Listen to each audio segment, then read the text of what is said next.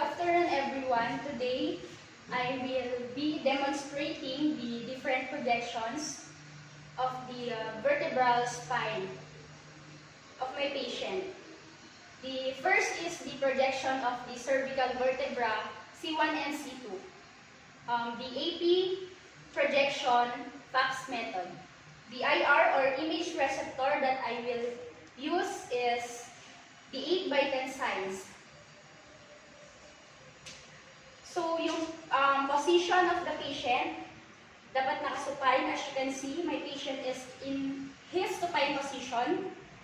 And dapat, in this projection, yung radiographer nasa taas ng patient para makita if rotated ba yung neck during the procedure. You must extend the head, centering the IR at the level of the mastoid process. Extend the head. Yung location ng mastoid process is nasa likod ng ear ng patient.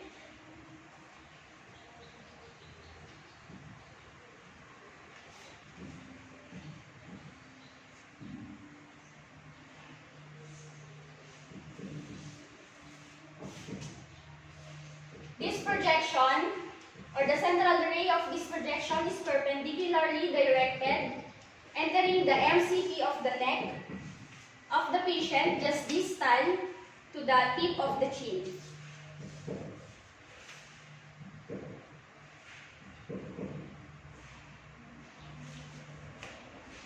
This projection will show us the dense or odontoid process of the C2 lying within the circular foramen magnum. For the AP projection open mouth, which is the C1 and C2 or cervical 1 or cervical 2 or the atlas and axis, I will be using the 8x10 size of the image receptor, and the position for this projection is supine position.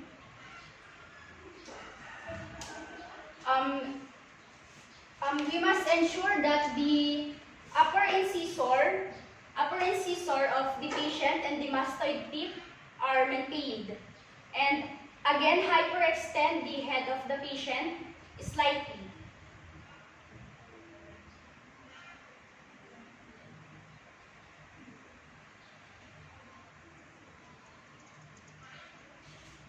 Center the IR at the level of the tip of the mastoid process or the tip of the mastoid of the patient. The central ray for this projection is perpendicularly directed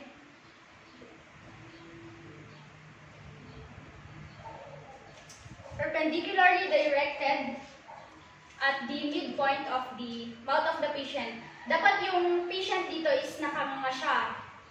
The mouth of the patient must be open, wide as much as possible. Then the central ray is dito papasok yung central ray sa projection na to. This projection will show us the atlas and axis or the C1 and C2 for the cervical AP projection open mouth. For the lateral projection Grandi method of the cervical vertebrae of my patient, I will still be using the 8x10 size of the image receptor. The patient must be in a true standing lateral position. The center of the IR is at the level of the atlantoaxial articulation.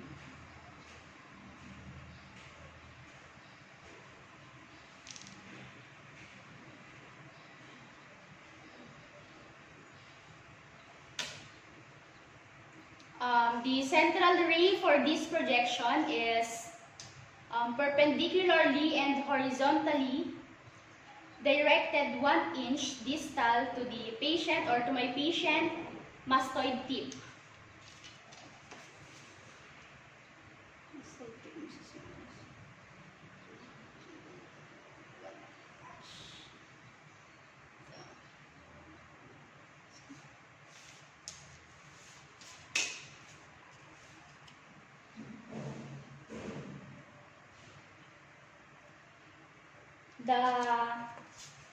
This projection will show us the cervical bodies of C1 and C7, the zygapophyseal joint, the spinous process, and of course, the posterior portion of the cervical vertebra.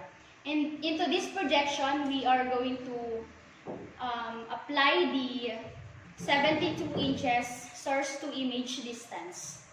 For the lateral projection, hyperflexion, and hyperextension, I will be using the 10 by 12 size of the image receptor. We must put in our mind that the position of the patient must be in a true lateral position. The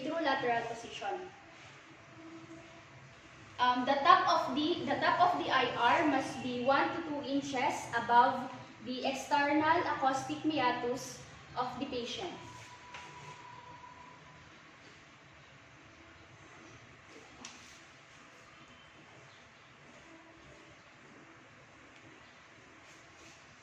The central ray for this projection is perpendicularly and horizontally directed at the C4 of the patient.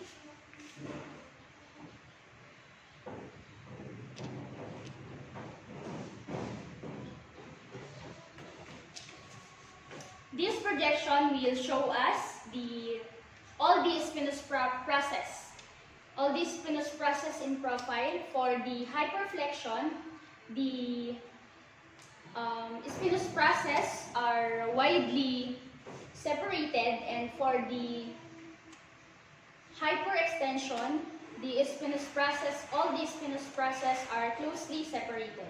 For the apiaxial oblique projection of the cervical intervertebral foramina, I will still use the 8 by 10 size of the image receptor. My patient, as you can see, is in his standing position. So the position of the part, or the position of the patient, is in his standing position. So center the IR at the level of the C3, just 1 inch above the thyroid cartilage. 1 inch above the thyroid cartilage. For the RPO position,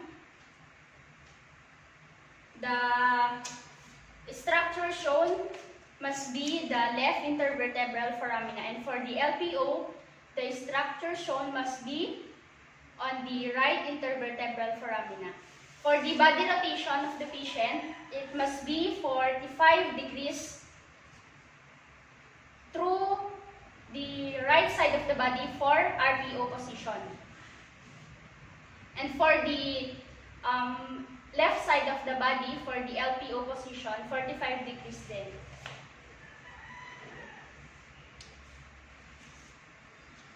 The central ray is 15 to 20 degrees cephalon.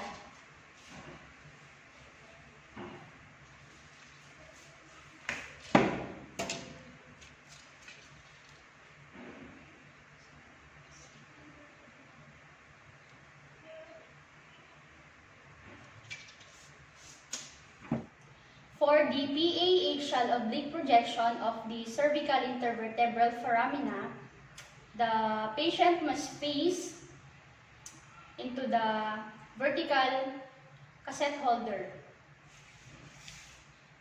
And the patient must be in a true standing position.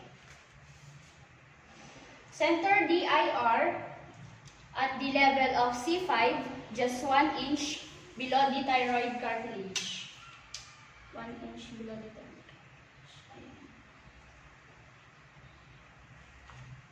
For the PA-axial oblique projection, REO position, the patient's right intervertebral foramina is being demonstrated. The PA-axial oblique projection, LAO position, the left intervertebral foramina of the patient is being demonstrated. The central ray is perpendicular.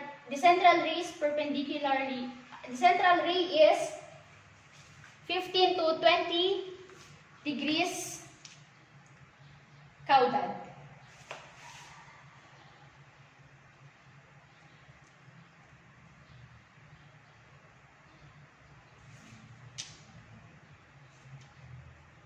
The body rotation of the patient is 45 degrees. Kapag RAO position, ganito siya. Kapag LAO position naman, ganito siya.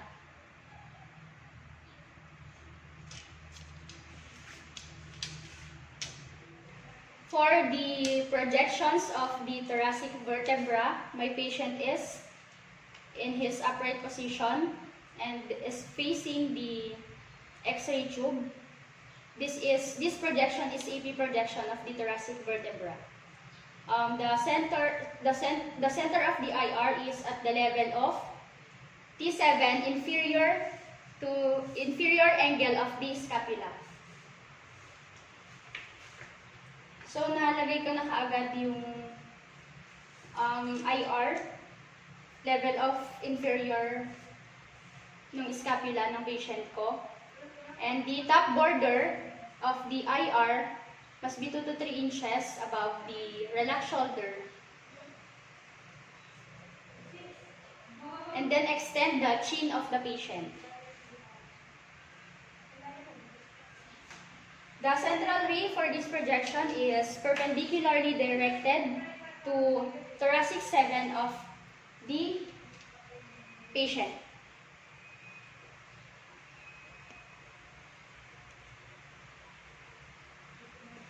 This projection shows the thoracic vertebral bodies. Of course, the intervertebral disc spaces and the spinous process is shown also at the center of the vertebral bodies. For the upright lateral position of the thoracic vertebra, the top border of the IR must be 2 to 3 inches above the relaxed shoulder. So, nalagay ko na kaagad yung IR, na position ko na siya agad. Then, the center of the IR must be into the thoracic 7 of the patient. Instruct the patient na mag-duck cover siya. For example, mag-duck cover siya. I-extend niya yung both limbs niya close to his ears.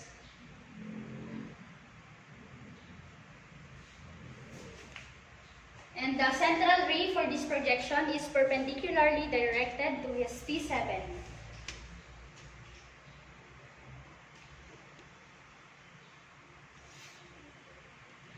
The structural shown for this projection is the lateral projection of the thoracic bodies, the intervertebral disc spaces, and the spinous process.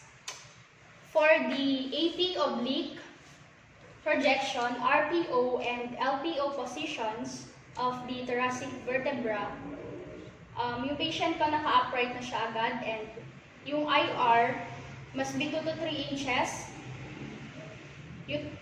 Yung IR must be 2 to 3 inches, top border of the IR 2 to 3 inches above the relaxed shoulder of the patient.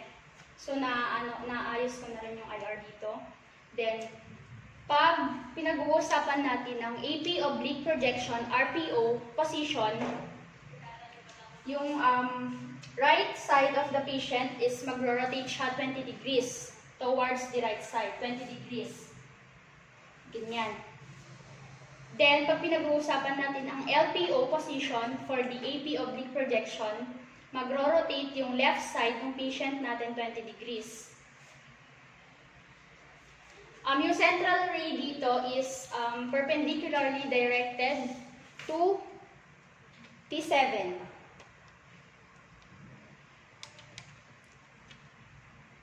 T7 ng patient. Then, pag pinag-uusapan naman natin ang PA oblique projection, raw and low position ng thoracic vertebra, yung patient is maharapin niya yung VCH natin. And then, pag pinag-uusapan natin ang PA oblique projection, RAO position, yung patient is mag-rotate siya 20 degrees towards the right. Pag pinag-uusapan naman natin ang PA oblique projection, LAO position, yung patient is mag-rotate siya towards the left, 20 degrees. Then yung central ray dito is perpendicularly directed to T7 pa rin. Dito pa rin siya papasok.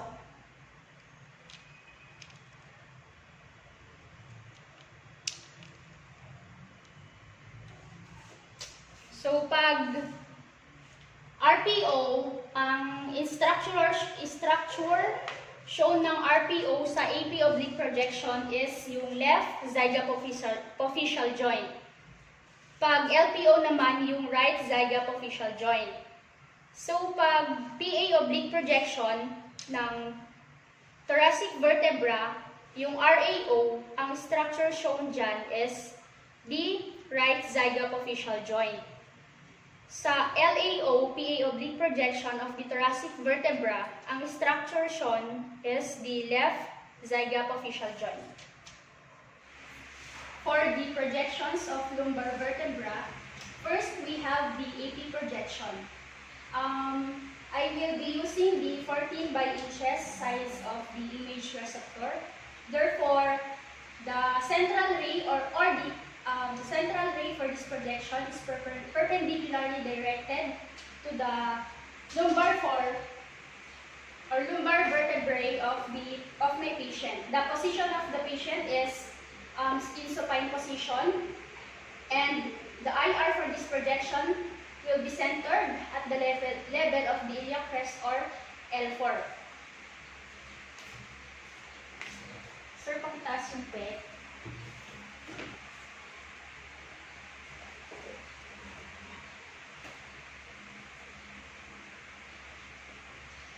Flex po natin yung elbow, sir. So, yung IR po natin is perpendicularly directed to the L4 or sa iliac crest po ng patient. So, ito po yung iliac crest.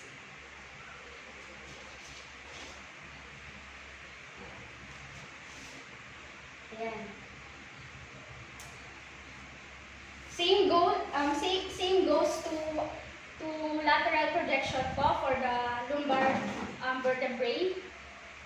For the central ray angulation for the female patient, 5 degrees caudal po tayo sa may central ray ng patient towards the foot. And for the female naman po 8 degrees caudally. Mas mababa lang po ng konti. Then, ang structural shown for the EP projection of the lumbar vertebra is the lumbar spine. Sa lateral projection naman po ng lumbar vertebra, the lumbar spine are shown. Intervertebral disc spaces, spinous processes, and lumbosacral junction. For the lateral projection of the lumbar vertebra, yung position ng patient is nasa true lateral position, gaya nito. Then yung siko naka-flex. Then yung head naka-rest sa forearm ng patient. Then yung central ray ng patient must be perpendicularly directed to L4. Pero pagka male, yung patient mo, ang central ray niya is, it is angulated 5 degrees caudal. Tapos, yung central ray sa may L4 ng patient, sa may iliac crest.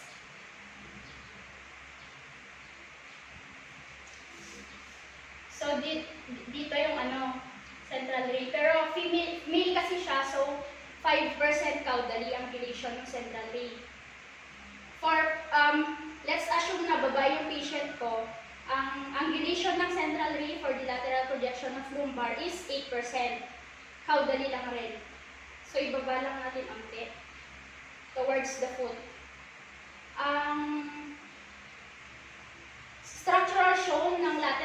projection for the lumbar vertebra is the lumbar spine, the intervertebral disc spaces, the spinous processes, and the lumbosacral junction. For the AP oblique projection, RPO and LPO positions of the lumbar vertebra, dapat yung patient is nakasupine. And then after the supination of the patient, i-turn mo siya 45 degrees towards the affected side in order for you to show the joints closest to the IR. So yung central reangulation for this projection, the AP oblique projection, RPO and LPO is perpendicularly directed 2 inches lateral to the palpable spinous process and to a point midway between the iliac crest and ascis. In order for you to know the right zygapophyseal joint, dapat yung patient mo is in RPO position. And dapat yung patient is nakaturn lang siya 45 degrees. And then, yung central ray must be 2 inches lateral to the point, to the palpable spinous process to a point midway between the iliac crest and the ascis. So, mag-measure ka ng 2 inches laterally. And then, dito yung central ray for the RPO position para ma-view yung right zygapophyseal joint. For the left zygapophyseal joint, baliktarin lang yung patient. 45 degrees lang yung rotation ng body. And then, yung central ray, i-measure mo yung pataas, laterally 2 inches. And then, dito papasok yung central ray for this projection to show the left zygapophyseal joint. For the PA oblique projection, raw and low positions of the lumbar vertebra, the patient must be in a prone position. Turn the patient to a semi-prone position or 45 degrees rotation to show the joints farthest to the IR or from the IR. The central ray for this projection is perpendicularly directed 2 inches lateral to the palpable spinous process and to a point midway between the iliac crest and the ascis. For the right zygapophyseal joint, ang position ng patient is dapat naka-LAO position. So,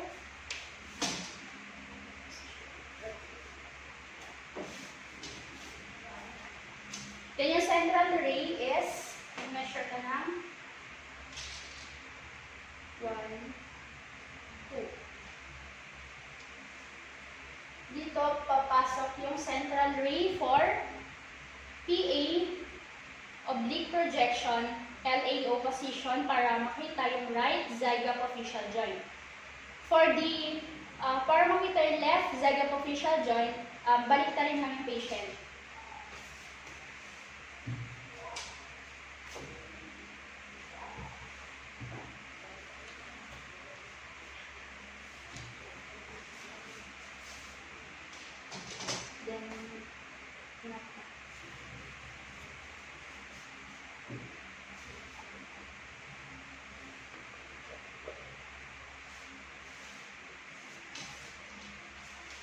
Then, mag-measure ka ulit ng 2 inches laterally.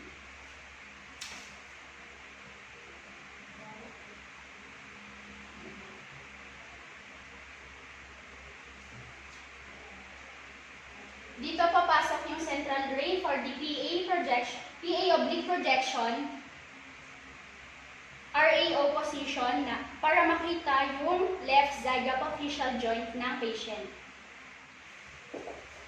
For the lateral projection, hyperflexion and hyperextension, the position of the patient must be in a true lateral recumbent. For the right lateral recumbent, first exposure, hyperflexion, flex the knee to his chest and then flex the back pababa. The central or the IR and central ray for this projection is at the level of L3 or the iliac crest. And the central ray is perpendicularly directed at the level of L3 of the patient.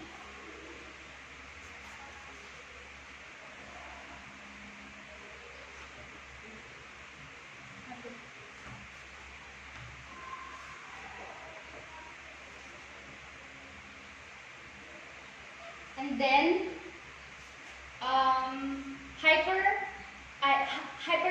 hyperflex the knee to his chest, and then flex the back to baba.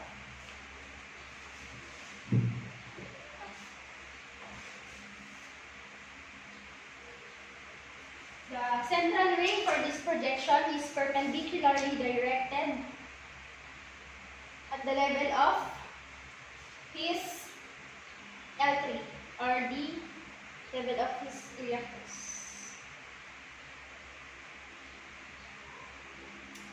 For the second exposure, which is the hyperextension, extend the feet and together with his back. And the central ray for the hyperextension is the same as the central ray for the hyperflexion, which is it is perpendicularly directed to the level of his lumbar vertebra. Number 3, hyperextend.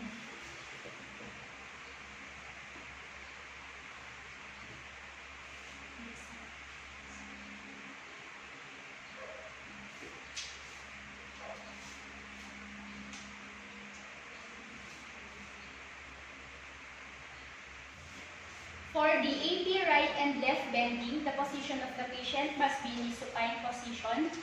For the right AP bending, the right leg must be placed over the left leg. And then right leg over the left leg. And the body of the patient must bend towards the right. The IR and central ray for this projection with the right EP bending is centered. The IR and CR is centered to iliac crest and perpendicularly directed to lumbar tree.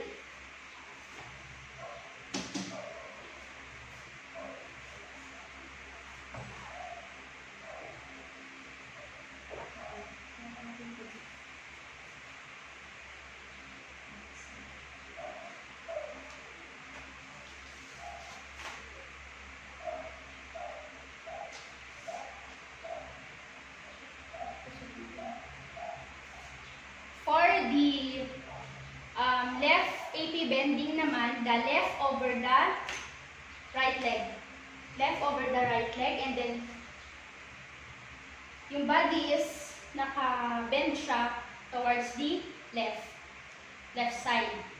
And yung IR and CR is the same sa IR and CR ng right AP bending, which is it is centered to the iliac crest of the patient and it is perpendicularly directed to the level of his L3. The structure shown for this projection is the movement of the lumbar fusion. So that's all for the different projections of our vertebral spine or column.